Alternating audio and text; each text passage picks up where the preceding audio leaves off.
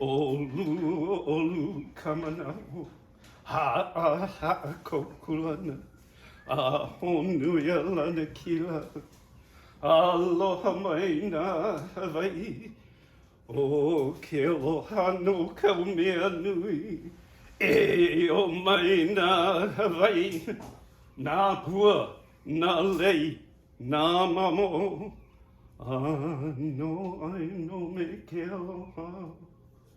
No me ke aloha. Aloha mai kako. So that was the Aloha chant by Auntie Pilahi Paki.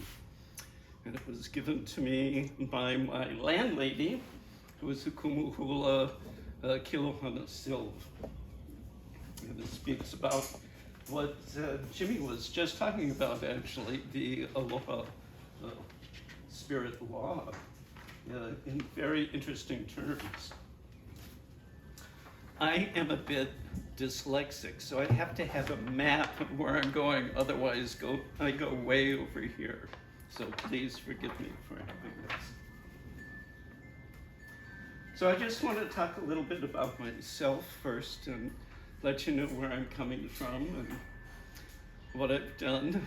As I've said to a few people already, I was a very unusual child, had some interesting spiritual experiences before the age of 9. And then when I was 16, I was decidedly on a spiritual adventure. I wanted to know the truth about the true nature of reality and which belief system was true. So I started to study them all. So for the past 49 and a half years, I've studied 24 belief systems, some mainstream, some not so mainstream, some very obscure. And eventually, in 2013, even though I had been introduced to Buddhism through some books that weren't written very clearly, I was reintroduced to it by a book by Chogyam Trungpa Rinpoche called The Heart of the Buddha. And that made total sense to me, so I picked up another book of his called Cutting Through Spiritual Materialism, no light title. But the words in that book had been in my mind for decades. So I thought, this is my teacher, I gotta find out who this is. And the back of the cover said, oh, he died in 86. It's like, oh. So, but he mentioned the organization that he began in the United States called Shambhala.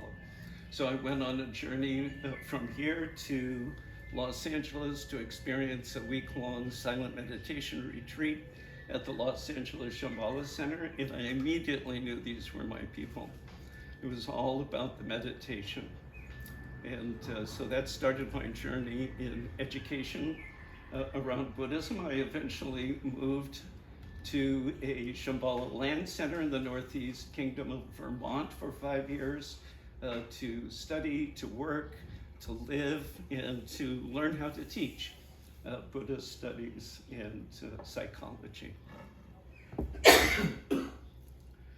Then I came home and I thought, well, what am I going to do with all this information? I didn't really want to find a job.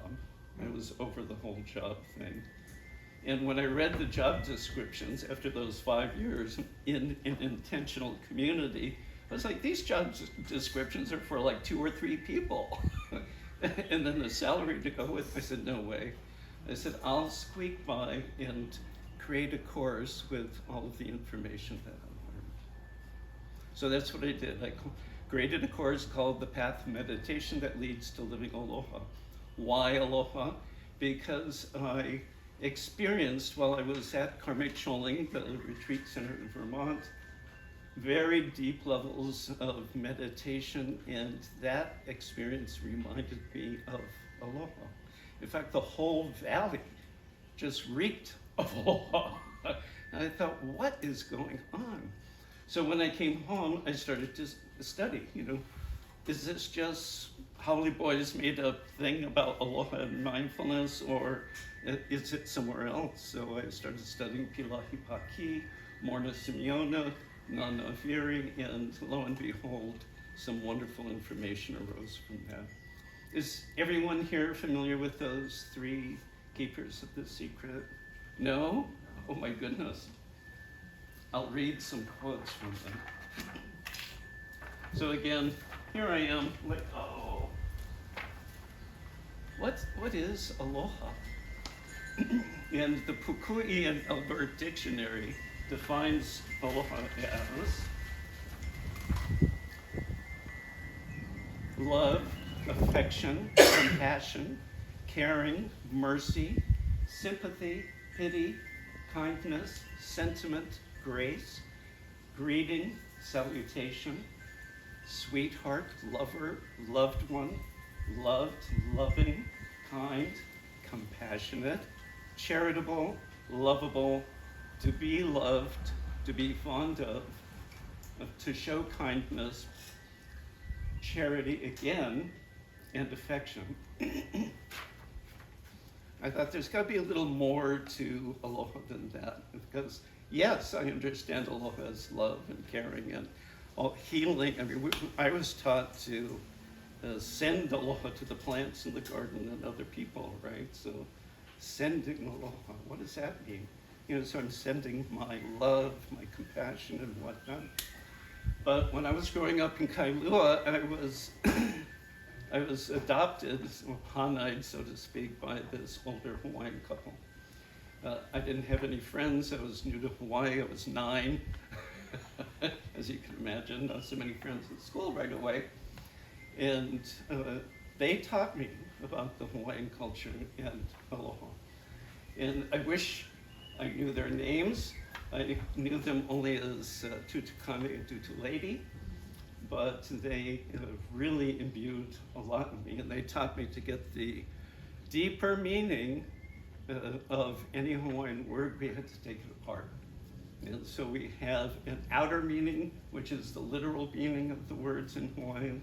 We have the double entendre or kauna, but there's also something called noahuna, or it's referred to as noahuna, or the secret or mystical meaning of any Hawaiian word. And you must take it apart to its smallest parts.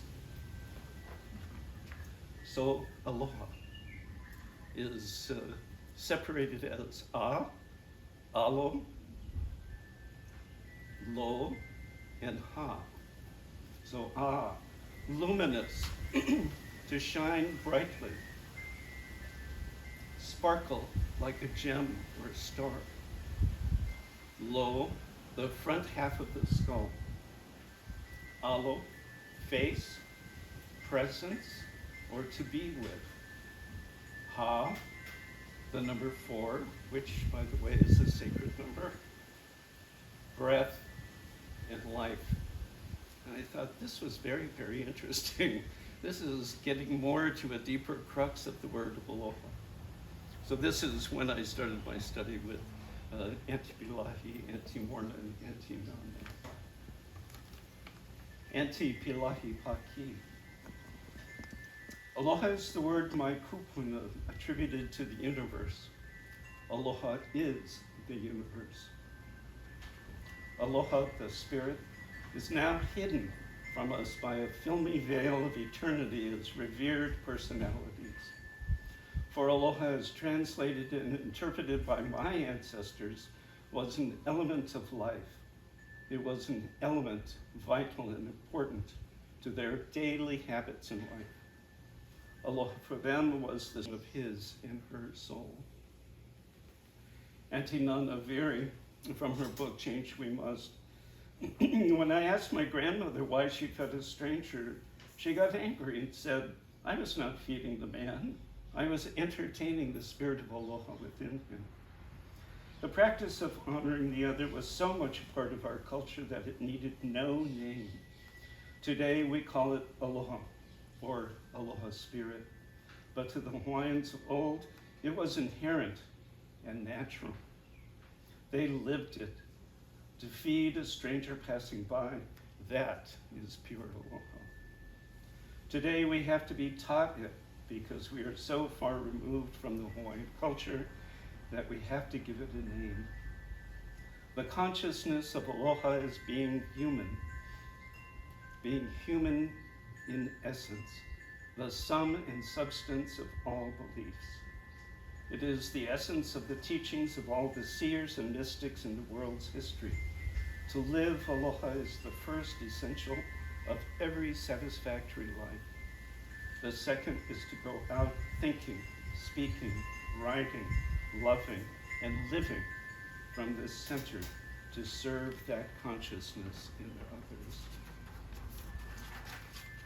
So I thought, wow, my 5 years at Karmic Scholing in Vermont brought me back home to totally understand what aloha is in its real form, in its deeper form. Aloha, they are saying aloha is the universe. It's source energy. It's the Tao. And it pervades everything. And in fact, it is everything, including us. So I had to go back to my road map. If everything is aloha, everything is compassion and love and kindness, why can't we feel it all the time? Why is there so much negativity and destruction in the world?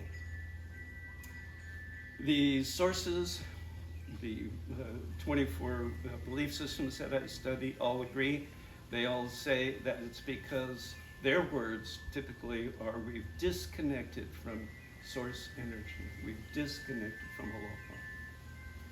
I would say that we have, instead of disconnected from aloha, that we've covered it up with other ways of being. Morrnah Simeona. Western man has gone to the extremes with his intellectualism. It divides and keeps people separate. Man then becomes a destroyer because he manages and copes, rather than letting the perpetuating force of aloha through him for right action. Again from Nana Veary, separation from aloha leads to deterioration. Anything or anyone separated from aloha begins to deteriorate mentally and physically and dies spiritually. Yet we stumble around in the dark. We create confusion and label it evil or call it demon. Neither exists in reality. We create our own evil and demons. We have separated from aloha and mistakenly invested confused thoughts with a power they do not have. We need to repair the broken communication within ourselves. We must be honest with ourselves, forgive ourselves, get back in touch with our source, and all will be well.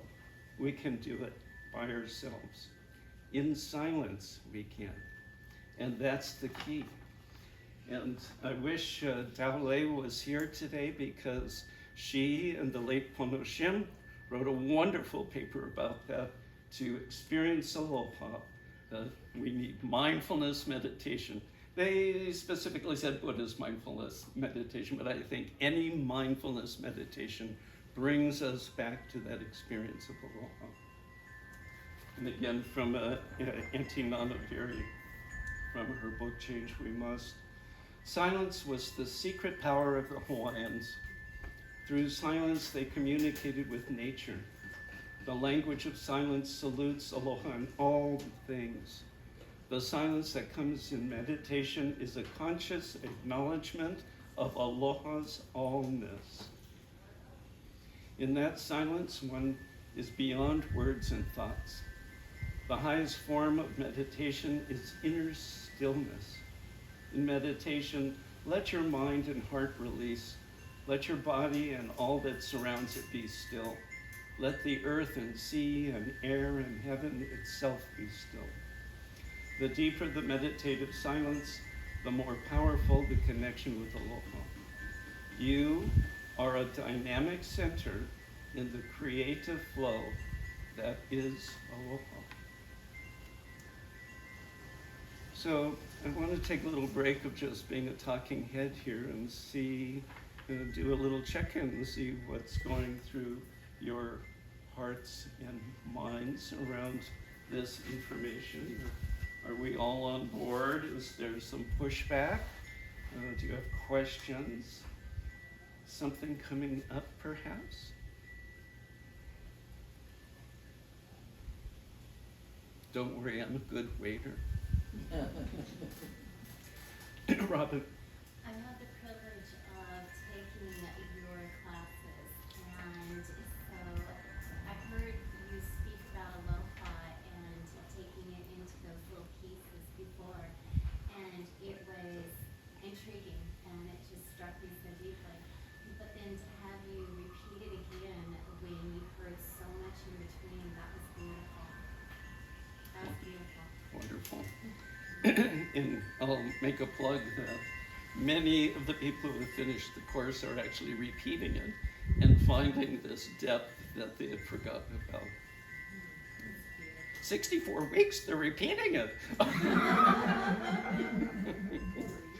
Yeah. Thoughts, questions? Yes? I resonate with just so much of what you're saying, and I so appreciate you being here with us. And you mentioned Ponoshim. I was thinking of him as you were talking, and you mentioned him. And my memory goes back to 2009, 2010. All Believers Network was having the annual seminar on Labor Day weekend. Voyage of Aloha? That's a spin-off from the Forgiveness Project. Okay. That's something separate. This was held at, it was Hawaii Hawaiian, and it was held at the Hawaiian Studies program on the campus of UH. And there was a lot of, there was all Hawaiian presenters, and many of them were talking about the sovereignty movement. And then Pono gets up toward the end, and he says, you know, when is I going to get the military out of Hawaii? We're never going to be able to separate from the United States of America. However, the one way we can have sovereignty is the extension of aloha throughout the world. Yeah. And that's what we can offer the world. I'm getting chills here saying this, so Pono's great. That's what we have to offer the world. Yes. And he offered that to the group of, that's how Hawaii can be sovereign. Yeah. In fact, that was Auntie Pilahi's prediction, that peace could be found around the world, and they'll look to Hawaii because we have aloha. And that's one of my inspirations for the course that I'm teaching, is to spread aloha as much as possible around the world, and to bring people to an understanding that we can't just focus on aloha, we have to focus on what's preventing us from getting there, of experiencing aloha, of living aloha. And there are obscurations and habitual patterns and ways of thinking, conditioned ways of thinking that we've been holding on to for decades, that keep us in a little bit of a mind or a lot of bit of a mind, enough to shoot another person, because we are so caught up in this conceptual mind. And this is the part of my course is where we're not we haven't separated from aloha. We've just allowed the conceptual mind to predominate. So we've become addicted, in a way, to our conceptual mind and its way of thinking. And when we look at that, we start to say, oh my God, I'm holding on. And one of the examples of this is, and this has all happened because we're all of a similar age, is when we've said something and it's like, oh my God, that's exactly what my mother would say. That's one small example of the habitual patterns we've been holding on to forever. And Susan is smiling because her class is in level 2, which is all about looking at that, right, Susan? Yes. So she's just starting the journey. Linda and Robin have gone through that, but it's a lifelong journey because some of those habits of ways of being that no longer serve us have, been ground in for a long time.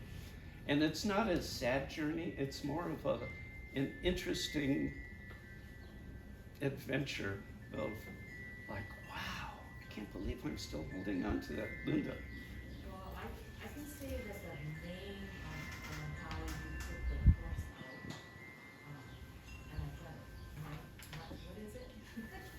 What's that? The name of Oh, the path of meditation, at least. the path of meditation leads to living aloha, and that's the part that I think attracted me, drew me, because I've grown up here, I know some of it, I've dabbled in different paths, learnings, etc. But yet there's something inside that goes, something's missing. So I'm not even still sure what's missing, and maybe nothing's missing, it's all there, it's just that I haven't woven it all together yet.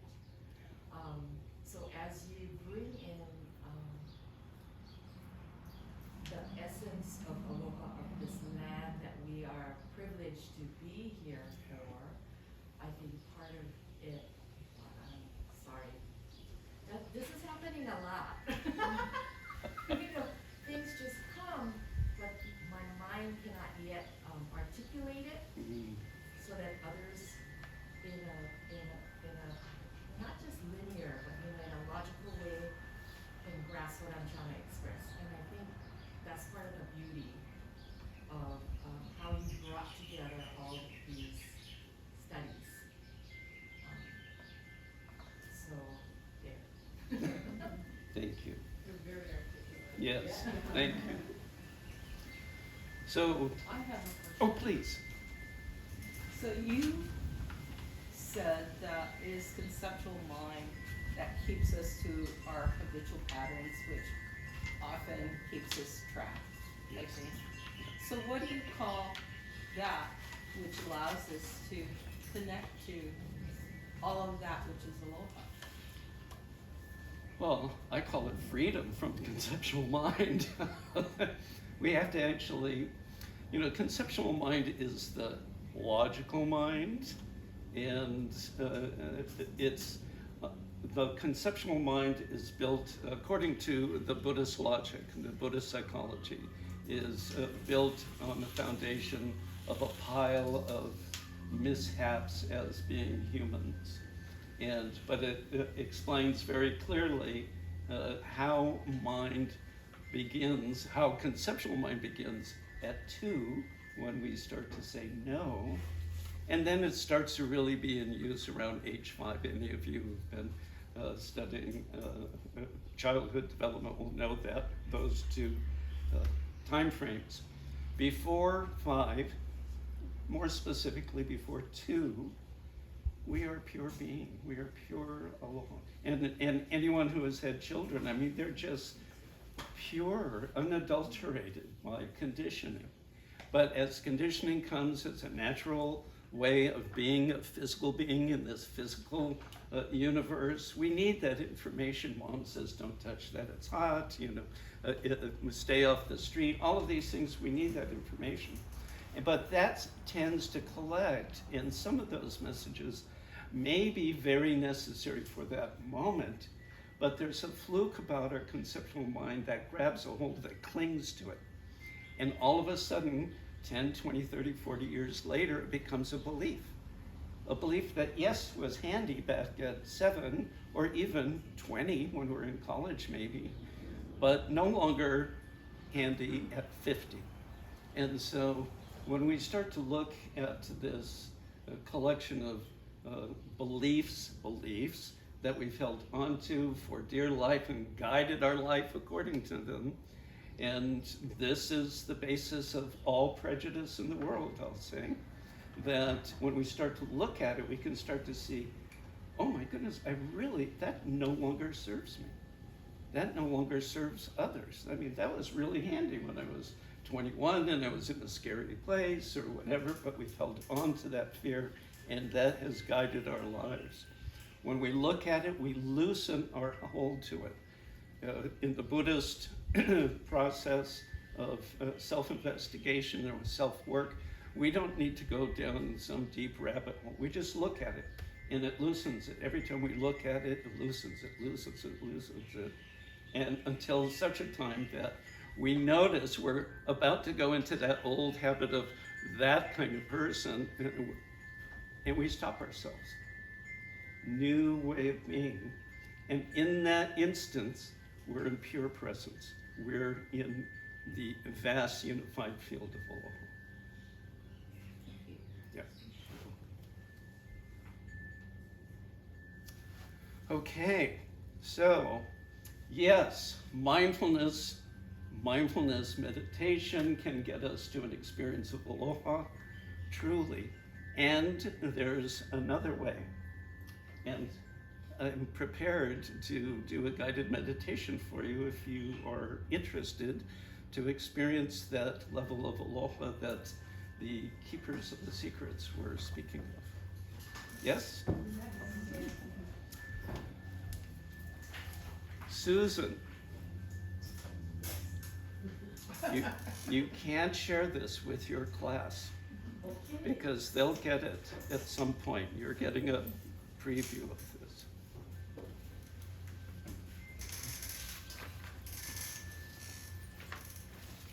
So it's very simple. You just have to be comfortable. And most people say that they get a wonderful experience by closing their eyes because you can really go inward. And I'm going to be creating a inner room, so to speak, a room. So closing eyes is really great. Let me just take my notes. And I'll ask for feedback now and again. So please speak out loud if you don't mind, please. So I'm going to build this space. But before we enter this space, I'm going to ask you to do a few things. And in this inner space where we're sitting right now, before we enter this room that I create, please just, using your imagination, remove your shoes. Just like you would do at home, we're going to remove our shoes before entering this inner space. And before we enter this space, I would ask that you also leave outside your mind. And don't worry, what I mean by this is to just suspend your thoughts about the past. Just leave your thoughts about the past outside. You won't need them during this short exercise. Nobody else needs them or probably wants them. Your parents probably don't even want them. Just leave them outside. Past all your thoughts about the past, just release them, suspend them, leave them outside. This includes maybe who you were when you were 18, where you went to school, what you had for breakfast this morning, all of that, all about the past. Just leave that outside this room that I'm creating before I invite you in. Any relationships that you've had, work experience, all of that past stuff, just leave that outside. Nobody wants it. I don't want it. and we won't be using it. So just leave that outside. And after, you can take it back at the end of this exercise. So don't worry, it's not going anywhere.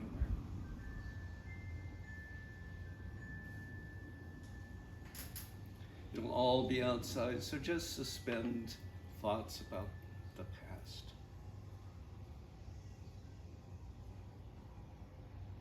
Memories, who you think you are, how you were trained, etc. Leave all of that outside, just let it go. And you can pick it up after this exercise.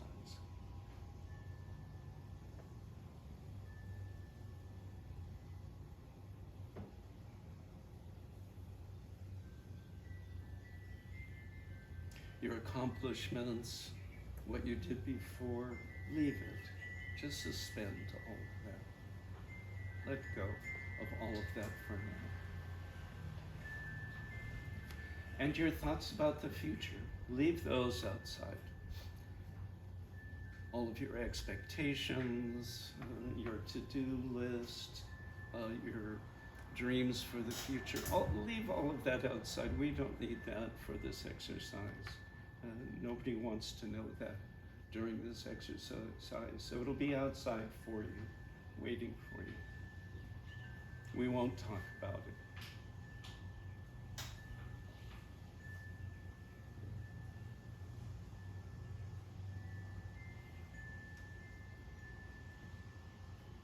Just leave everything outside. Past, future, shoes. Don't need any of that.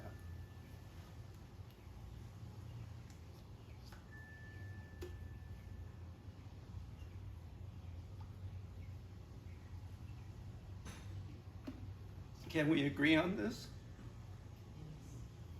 I'm sorry? Yes. Are you sure? Okay.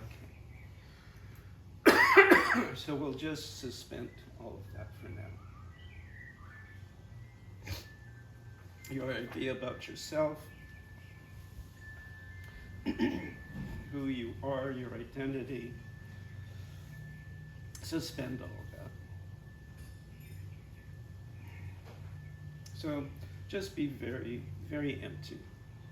So now, step into the room I've created.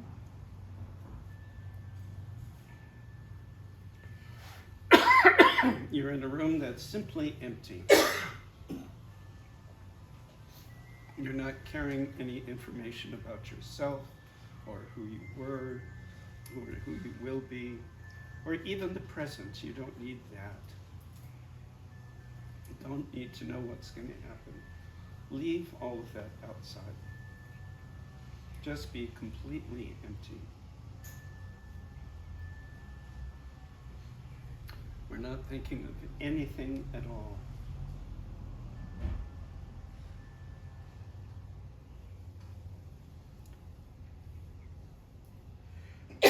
So we're here, no expectations, no past, no future, no present. Just leave everything behind. No need for any imagination. Just be empty. All can do this.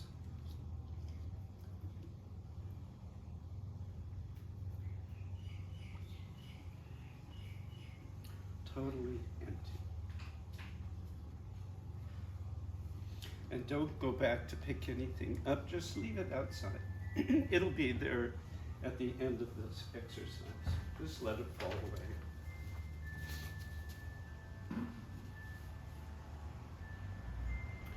You're so empty and not in a state of hypnosis, just clear, like an empty room. Now I'm going to open up this room. No walls, no windows or door, no floor, no ceiling. There's no definition of the room now, just open space. And you're still here, aren't you? Please answer me.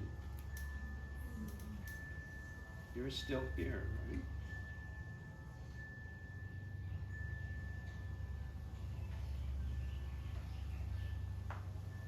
So I needed to ask you that so that you could be clear that you still exist in this space. Your existence is still present. And the senses are still present. They're fine. But there's no information. Almost like a camera without an SD card or film. It's just completely empty. Just like this. Beautiful. Free. But your being is here.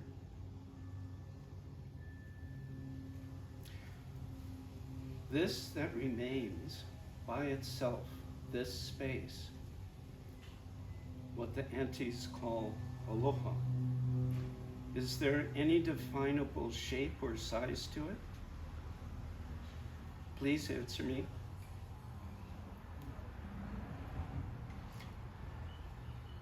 Does it have any weight?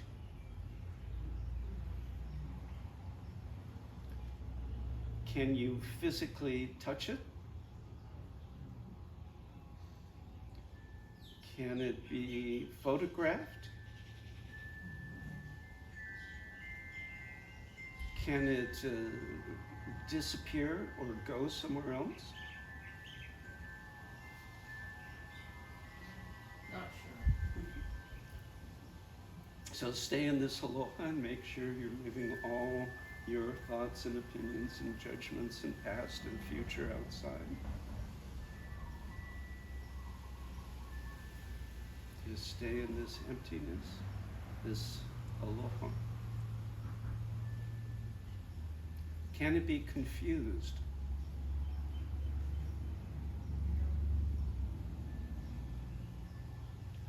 Can it be depressed?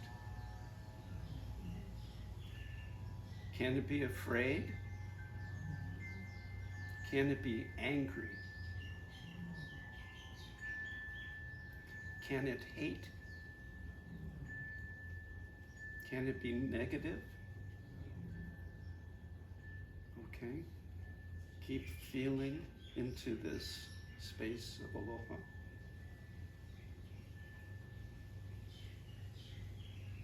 Are there any judgments there? Any opinions? Can it argue? Okay. Stay in this aloha.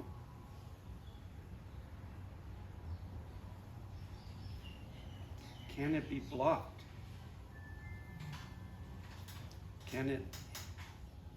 Does it worry? Was it born? What's that? Can it be depleted? Can it be manipulated? Can it die?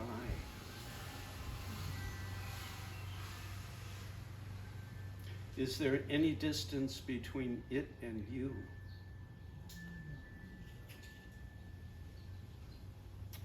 So you're saying it has no size, no shape, no weight. It cannot be shown or photographed. It cannot be blocked. Can it go away?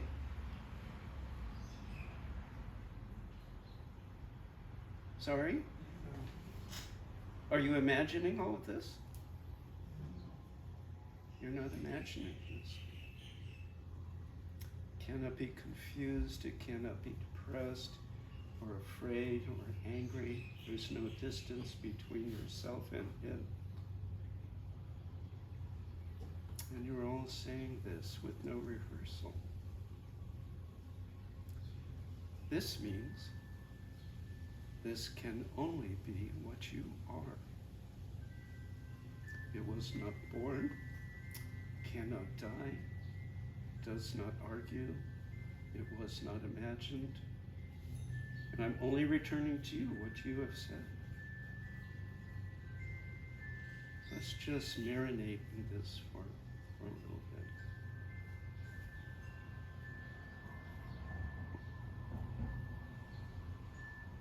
Where did it come from? Did it come from somewhere?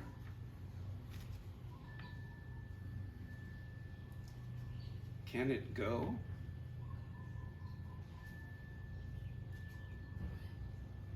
It can only be what you are. Your true self. Your essential nature.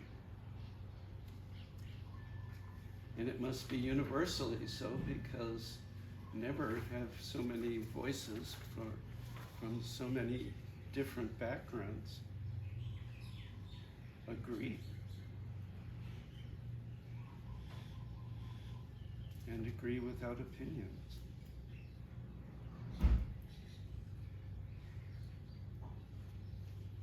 And the reason for this is that you are answering not from your mind, but from direct connection with your heart. Could I be right in saying this? Because from the mind, you'd be giving your opinion, you'd say yellow, and I'd say, no, it's more like orange. These are opinions. What if what you've just answered is true? Let's just take a few seconds to really feel into that.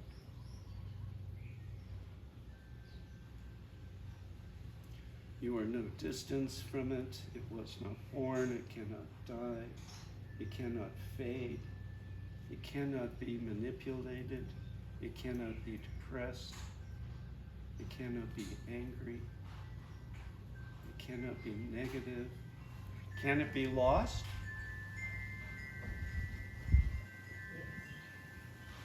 Sorry?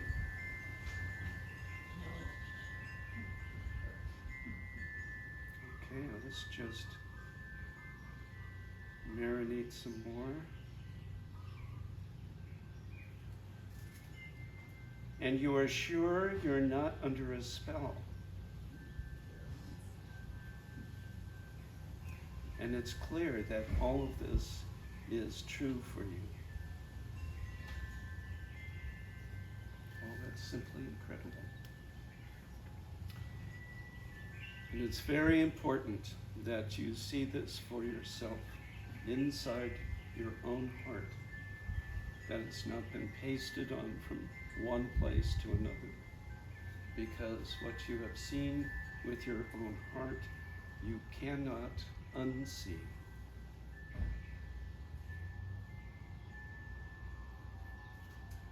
Well, for those of you who wish to go and take your things back from outside, you of course are free to do so, as we agreed. And now, having come to such profound seeing, nevertheless, I have to tell you, your mind will come back. It will come back with a force to manipulate you and tell you this can't be so, and to say you're not good enough to know this.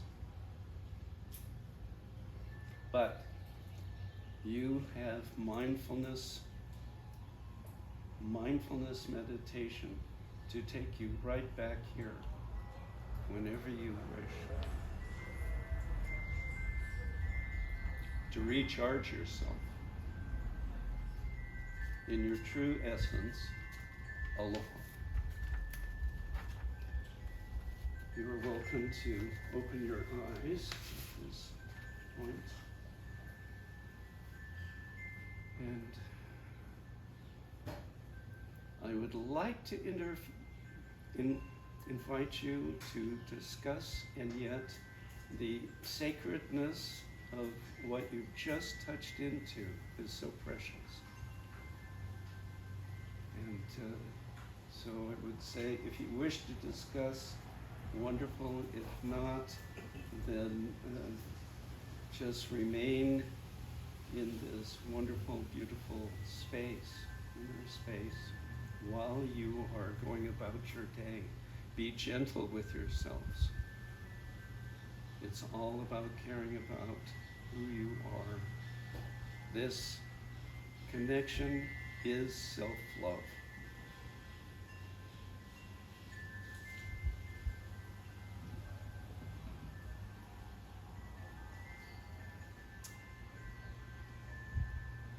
Anything?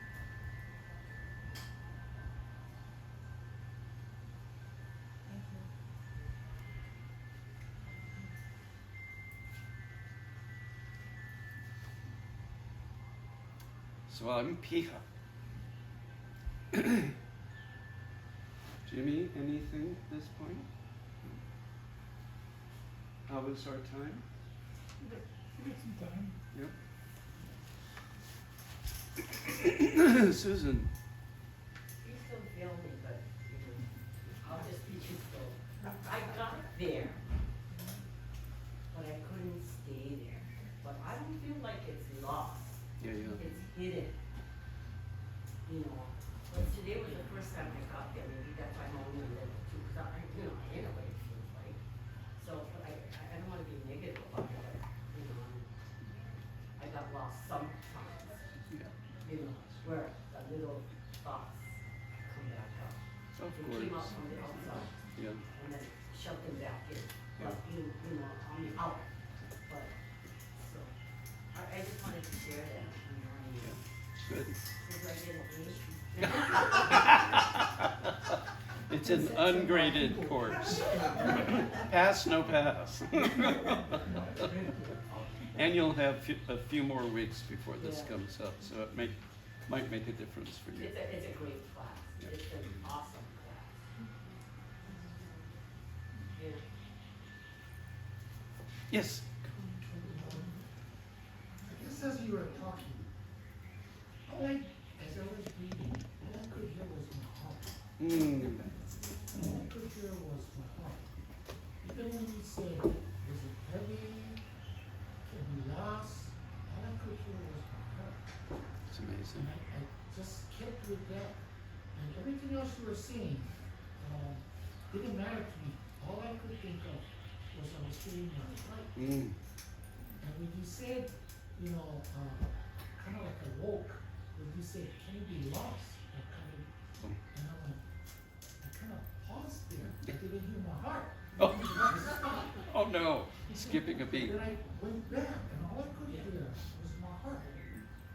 And, you talked about, you were saying aloha and everything, but I was in that space that all I could hear was my heart. I couldn't hear anything else except for your words. Mm. All I could hear was my heartbeat. Yeah, it's like the ultimate inner silence.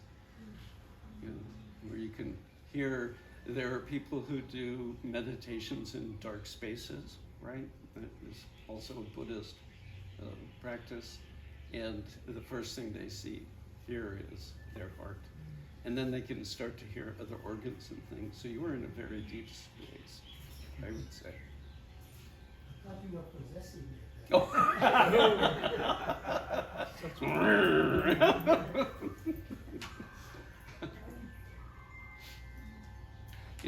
I had a heart attack. Well, the doctor says I had a heart attack. I didn't feel anything. 2 years ago, went in for a procedure, an ablation, which is where they cauterize 4 spots in one of the ventricles. And it helped because my heart was racing. It had been racing for years. But it's the first time I could actually hear my heart when I slept. And I was worried. It's like, should I be hearing that? Should I call the doctor? But in fact, it's really an amazing skill because it speaks to the silence that we can get to.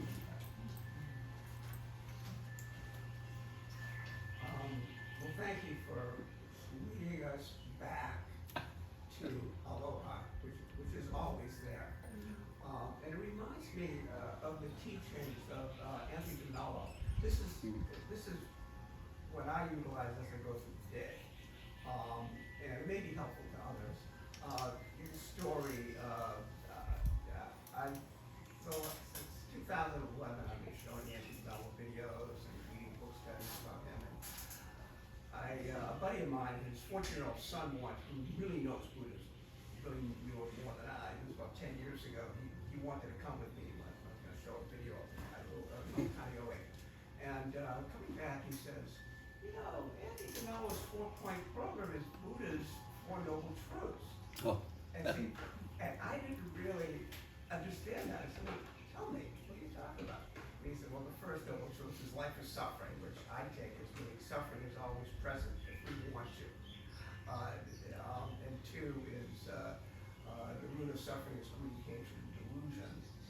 And then three is the way out, and then for Buddha, the Eightfold Path, which I can't recite. But what Tony DeMello did with it, was life is suffering, and the root of suffering is attachment. Greed, hatred, delusion are all attachments. And the third step, he said, is an awareness that it's not in the world out there, it's in you. And the really good news, and this your meditation gets to this, the really good news, it's not you, it's your conditioning. And to have an awareness of that, anytime you're upset, just be aware of your conditioning is kicked in, and you have an attachment. With no judgment, because we're human beings, we all have attachment. And then, as you're talking about, you start going to that place of awareness, and the attachment, the conditioning starts losing its power. And so, as Tony said, you don't have to look for peace so we can say aloha. You don't have to look for love because you already have it. It is you. It's just look for the time when you're not there, when you're upset about anything, and just take a look at yourself. What's my attachment here? So that one can live one's life, one's day, in a meditative way. Yeah. Yeah. Awesome. You know, it's very interesting. This practice is not mine per se. You know, I sort of incorporated. This is what I do: is I find these bits of wisdom from all over the place, and then I sort of incorporate it into my course. That's why I call myself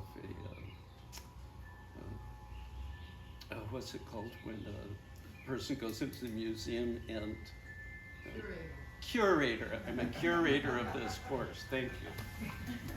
But it's interesting because this was a practice that was done by a non-dualist yogi that I stumbled across, and it's tremendous. And it reminded me, I said, this is what I know in the Buddhist realm. I'm a card-carrying Buddhist. I took my refuge vow, my bodhisattva vow, and my samaya vow for the Tibetan Buddhist community, going to the Vajrayana teachings.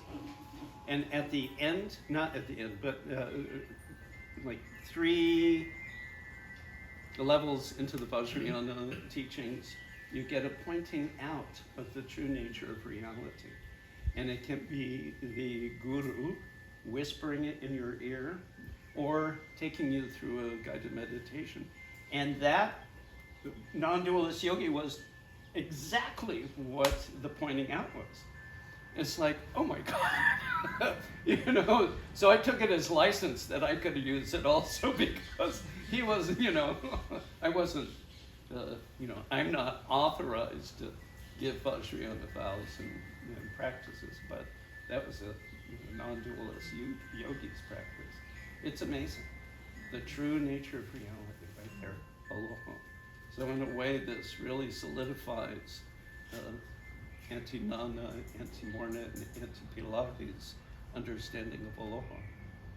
And I'm so interested, I have to say, in the Aloha Spirit law. I've been, for years, particularly in the last 3 years, have almost vehemently said, it's a law! Why are people in the government and the courts and the police and everything basing their actions on aloha? But it's because, Western culture has really creeped into Hawaii's beings. It's there, and I'm not too sure. I don't think it's been used at all. And so this is where we need to go explore, see how we can open the doors for it to happen. So I thought we'd begin the conversation about that with hearing about the Aloha Spirit law. And I'll find somebody to come and talk to us. I had talked to a judge, and that judge was sort of, cautious. And she didn't want to come and talk. He's a good friend of mine, but I'll find somebody to come and talk. And you should come too. I would love to. Yeah. I had always been interested, and I knew that this law was that the chief proponent for it when he was going through the process was Alvin Shim. You guys know Alvin Shim?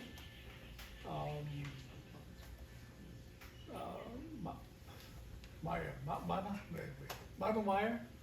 She's the one that knew him very well. But way back when, the guys that I used to hang around with, they knew Alvin Shim very well. And one of them was a ordained minister, Buddhist Zen minister actually. And he used to talk to me about the ALOHA Spirit all the time. And so through the work of Alvin Shim, we have this law, but the question is, what are we doing with it? How is it opening the doors for public officials to safely talk about human spirit, as it relates to not just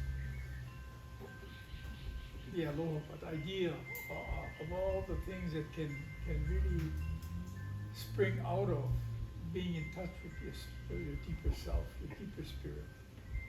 So we need to explore those things, and you, all of you, will be the ground force, if you will, to make that happen. And maybe one day we'll be fortunate and have maybe the Governor Green to come here and say, hey, what do you think about this, brother? You know, and don't laugh, it can happen. And I have to say too that in the corporate world, you know, for the most part, for the last 40, 50 years, that's the one inherent part of being human that's not allowed, our spiritual selves. That's kind of interesting. We're forced to be in these boxes of just one small part of what it is to be human. And our inherent part is not allowed at work. So that's the ground. And then I was approached by a local savings and loan, I won't say which one, it's a secret, to give my course to a select group of their top executives, because they've learned that essentially they wanted mindfulness, but I sold them on aloha as mindfulness. And so we're slowly going through the course. It's just one class a month.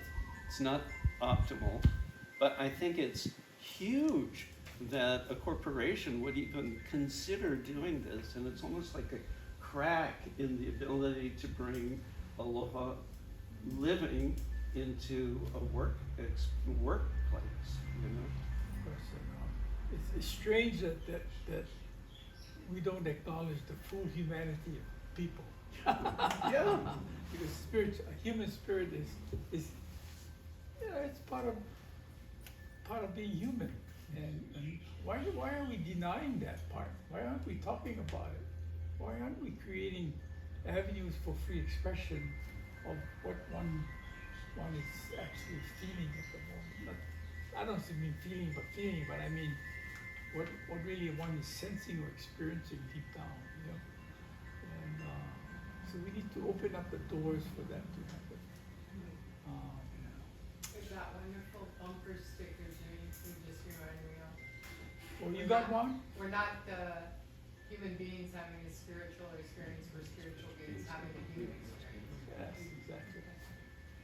In fact, I just read a quote yesterday, and I'm paraphrasing, that the fish is not swimming. Swimming is happening to the fish. The bird is not flying. Flying is happening to the bird. So it brings a completely different perspective if we think of all being the vast unified field of aloha, that aloha is exhibiting itself as a fish swimming, and us individually in our lives.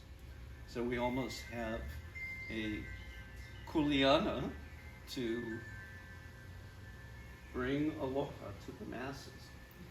That's just my words. It's interesting to see that about the corporate world, because if you look on the television, there's aloha termites that says aloha, we do it with aloha. Yep.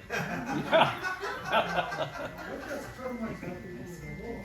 And then we go to all the different islands and we talk about the culture, this is what we do. Then I see another one, aloha solar. And I'm like, geez, everybody is producing this, using the word aloha. Of course. And trying to promote this. And I'm thinking, are you promoting the product? Or are you trying to promote the people that's in the company that's promoting the company? Yeah, Well, that's kind of exploiting the word. I agree.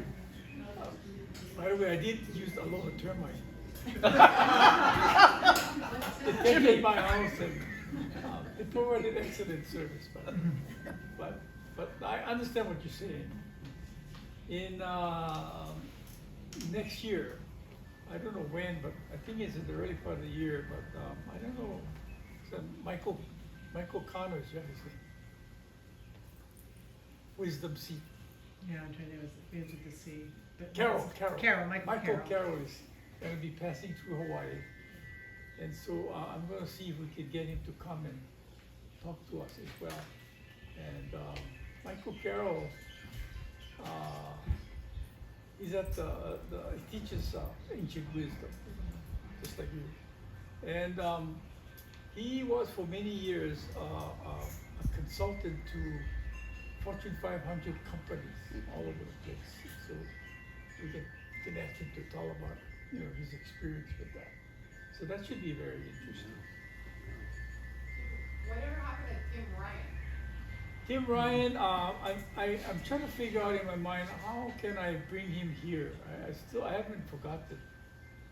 Now that he's not in the Congress, I think it might be more That possible was now. tough that he lost.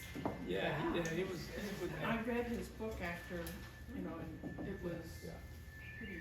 So what part of the strategy here is, if I can find the right combination of people to work on it, we'll have him here and we'll use his presence here in Hawaii to not only talk about a mindful nation, but also using him as a force to influence leaders in our community to be more open to the idea of being mindful, creating mindfulness within their organizations or the spheres of influence, if you will. So that's not lost to me. It's still there. I'm going to be working on that, among other things. We could use some help here, but So Jimmy, I'm sorry, I gotta leave. yeah. But I wanna thank both of you, but on behalf of the conference, as I can say only a few words, because the people that they mentioned, Dr. Manolani Meyer, she'll be at the conference. So will Dr. Tao Lei, she'll be at the conference speaking. And Mei Jung, Hei Jung and Miki Tomito, who represent Pono Shin in the Foundations of Loa, because I'm also in that. They will be speaking at the conference, so please come to the conference. So, When is it again? February next year. Oh, okay. It's an international conference, so they're saying is, we're looking at, undergirding all of Aloha Ho'oponopono is with mindfulness, with attitudinal healing and forgiveness. And this has really changed my life, and so I want to also say that, Aloha Spirit, I worked for the Department of Human Services, and our administrator at that time, Pankaj Bano, he spoke about that a lot. And so when I retired, because I never heard of the law, right? And I'm 71 and I didn't hear. And so when I retired in 2018, he allowed me 2 months or 3 months of not doing my work in vocational rehabilitation to embed Forgive for Good and mindfulness within the whole Department of Human Services. Wow.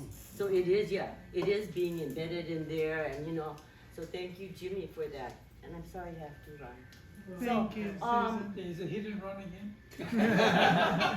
Last time I stayed a long time, okay? But now my dog is coming home, so I need to house the dog sit. Yeah. Yes. So, Aloha. the conference, I'm sure that Jimmy will Yeah, put the we'll- conference we'll- together. you guys Yeah. inform, But Sounds yes. good, Susan. Yeah, thank you. Thank you. Thanks, Susan. yeah.